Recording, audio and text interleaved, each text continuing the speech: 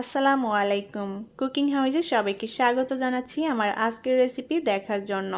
আজ আপনাদের জন্য নিয়ে এসেছি চিকেন দিয়ে দারুণ মজাদার একটি রেসিপি। তৈরি করব মাসালা চিকেন ফ্রাই। খুবই সহজ পদ্ধতিতে এই চিকেন ফ্রাইটা তৈরি করব, আর এটা খেতে অসম্ভব রকমের টেস্টি এবং মজার।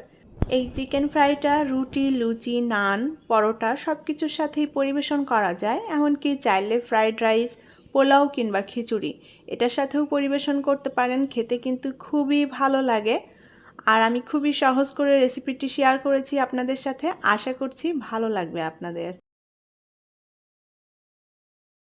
মাসালা চিকেন ফ্রাই তৈরি করার জন্য আমি এখানে 9 টুকরো চিকেন নিয়েছি। চিকেনটা আমি এরকম কাট করে কেটে নিয়েছি। তো আপনারা আপনাদের পছন্দ মতো করে চিকেনটা কেটে নিতে পারেন। মাংসটা ভালোভাবে ধুয়ে পরিষ্কার করে পানিটা একদম ঝরিয়ে নিয়েছি। এখন এই মাংসের মধ্যে দিয়ে দেব 3 টেবিল চামচ পরিমাণ পেঁয়াজ বাটা। এখানে কিন্তু পেঁয়াজ বাটার পরিবর্তে পেঁয়াজ কুচি করেও দেওয়া যাবে। তো আমি এখানে পেঁয়াজটা বেটে দিয়েছি।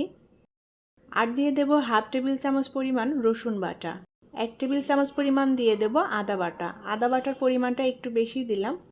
1 চা চামচ দিয়ে দেব ধনিয়া গুঁড়া। জিরা গুঁড়া দিয়ে দেব 1 চা চামচ পরিমাণ। শুকনা মরিচের গুঁড়া দিয়ে দেব। আর শুকনা মরিচের গুঁড়াটা দিয়ে দেব আমি 1.5 চা চামচের মতো।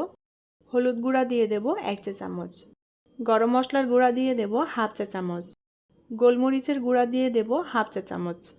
লবণ দিয়ে দেব স্বাদ মতো। এখন এর মধ্যে দিয়ে দেব রান্নার তেল।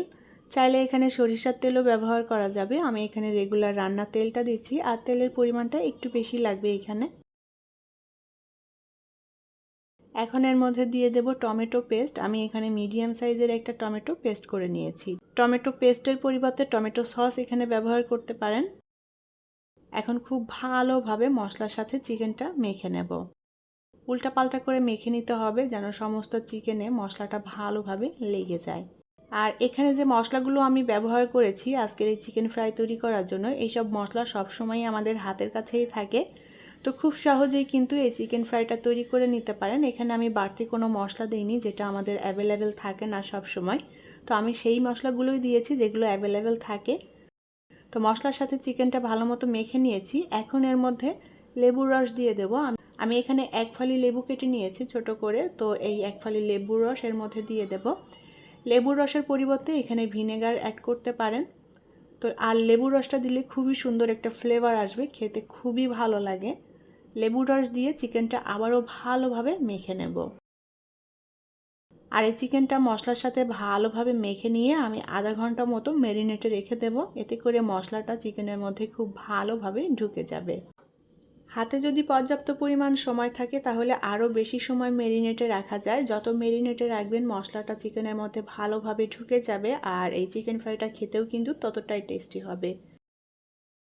এখন একটা ঢাকনা দিয়ে ঢেকে রেখে দেব আধা ঘন্টার জন্য। এতে করে মশলাটা চিকেনের মধ্যে ভালোভাবে মিশে যাবে। আধা ঘন্টা হয়ে গিয়েছে, আমি চিকেনটা ম্যারিনেটে রেখে দিয়েছিলাম। এখন চুলার উপর বসিয়ে দিয়েছি। আর ঢাকনা দিয়ে ঢেকেই আমি চিকেনটাকে ফ্রাই করে নেব। এতে করে চিকেনটা ঢেকে দিলে তাড়াতাড়ি সেদ্ধ হয়ে যাবে। 10 মিনিট ঢাকনা দিয়ে ঢেকে রেখেছিলাম। ঢাকনাটা তুলে নিয়ে এখন চিকেনটাকে একটু উল্টাপাল্টা করে নেড়ে দেব। আর চিকেন থেকে কিন্তু পানি বের হয়েছে, এখানে কিন্তু কোনো পানি অ্যাড করতে হবে না। চিকেনের যে পানিটা বের হয়েছে এই পানিটা দিয়েই চিকেনটা ভালো মতো সেদ্ধ হয়ে যাবে। প্রত্যেকটা চিকেন উল্টাপাল্টা করে দিতে হবে ভালো করে, যাতে সব দিকটাই সমানভাবে সেদ্ধ হয়ে যায়। আর আমি প্রথমের দিকে চুলার আঁচটা মিডিয়ামেই রাখছি। খুবই সহজ একটি চিকেন ফ্রাই রেসিপি, আর এটা তৈরি করতে একদমই ঝামেলা নেই। তো চিকেনগুলোকে আমি ভালোভাবে উল্টাপাল্টা করে নেড়ে দিয়েছি। এখন আবারও ঢাকনা দিয়ে ঢেকে আরও 10 মিনিট মতো আমি চিকেনটা রান্না করে নেব। আর এই 10 মিনিটে চিকেনটা ভালো মতো সেদ্ধ হয়ে যাবে। 10 মিনিট পর ঢাকনাটা তুলে নিলাম, আর চিকেনটা কিন্তু ভালো মতো সেদ্ধ হয়ে গিয়েছে। এখন চিকেনের মধ্যে যে পানিটুকু আছে বা যে ঝোলটা আছে সেটা খুব ভালো মতো শুকিয়ে নেব। একদমই ভাজা ভাজা করে নিতে হবে। আর এই পর্যায়ে চুলার আঁচটা লোতে রাখবো। অল্প আঁচে এবার চিকেনটাকে ভেজে নিতে হবে যেন মশলাটা পুড়ে না যায়। উল্টাপাল্টা করে দিতে হবে একটু বারে বারে, যাতে মশলাটা তলায় লেগে না যায় বা পুড়ে না যায়। উল্টাপাল্টা করে দিয়ে চিকেনের সব পাশটাই সমানভাবে সুন্দর করে ভেজে নিতে হবে। মাসালা এই চিকেন ফ্রাইটা রুটি, পরোটা, লুচি, নান এগুলোর সাথে খেতে কিন্তু অসম্ভব রকমের মজার এবং টেস্টি হয়। তো বাসায় চিকেন থাকলে এভাবে কিন্তু আমরা খুব সহজেই চিকেন ফ্রাইটা তৈরি করে নিতে পারি, আর এটা খেতে সবাই ভীষণ পছন্দ করবে।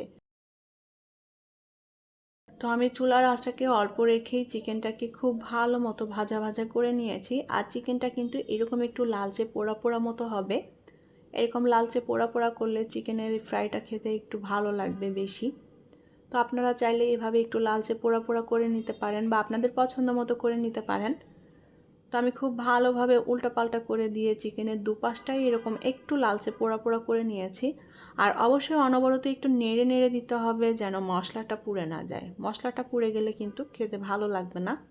তো মশলাটাও পুড়বে না, আবার চিকেনটাও একটু এরকম লালচে পোড়া পোড়া হবে, একটু নেড়ে নেড়ে দিতে হবে, তাহলে এই চিকেন ফ্রাইটা খেতে খুবই টেস্টি হয়। আর চুলার আঁচটাকে এই পর্যায়ে কিন্তু অল্পই রাখতে হবে, তা না হলে মশলাটা একেবারেই পুড়ে যেতে পারে।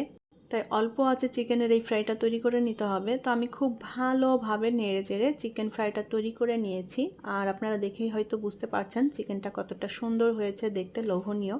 চিকেনটা একটু লালচে পোড়া পোড়া হয়েছে, আবার মশলাটাও কিন্তু পুড়ে যায়নি। তো যে পানির ঝোল যেটা ছিল সেগুলো একদম টানিয়ে এরকম মাখো মাখো করে নিয়েছি, ভাজা ভাজা হয়ে গিয়েছে চিকেনের মশলাটাও। তো এখন এটা চুলা থেকে নামিয়ে আমি পরিবেশন করব। তৈরি হয়ে গেল একদমই সহজ পদ্ধতিতে ঘরোয়া মশলা দিয়ে মাসালা চিকেন ফ্রাই।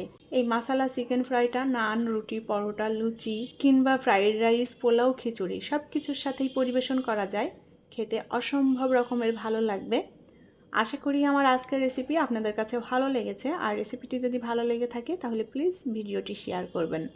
পরবর্তী রেসিপি দেখার আমন্ত্রণ জানিয়ে আজকের মতো বিদায় নিচ্ছি। সবাই অনেক অনেক ভালো থাকবেন। আল্লাহ হাফেজ।